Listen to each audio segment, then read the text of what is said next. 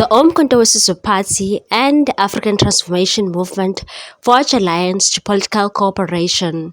In a move aimed at strengthening their political influence, the Umkhonto Party and the African Transformation Movement (ATM) have agreed to collaborate on various political, community, and parliamentary initiatives. The agreement follows the outcome of the South Africa's 2024 general elections, where the Umkhonto Party, led by former President Jacob Zuma, secured 14.58% of the national votes, while ATM, under the spiritual leader of Chief Apostle Caesar Nonqunga of the 12 Apostles Church, garnered 0.40%. Both parties shared the belief that the struggle for the complete emancipation of South Africa's historically oppressed communities remains unfinished. They have pledged to work together in pursuit of this goal. Following a high-level meeting in Durban on Thursday, the two parties tasked their respective secretaries general with forming a three-member team. The team will be responsible for drafting a framework for cooperation,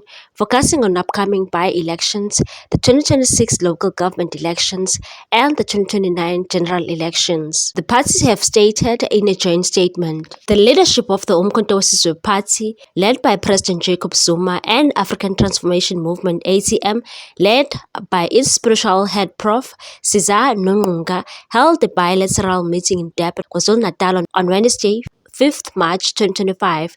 The meeting discussed the two organizations' shared values, principles, and objectives. The Umkhonto Party and the ATM principally agreed that the struggle for total emancipation of the colonized and oppressed people of South Africa is incomplete and needs a unified response and common action. The Umkhonto Party and African Transformation Movement unanimously agreed to work together on all political, community, and parliamentary programs and activities.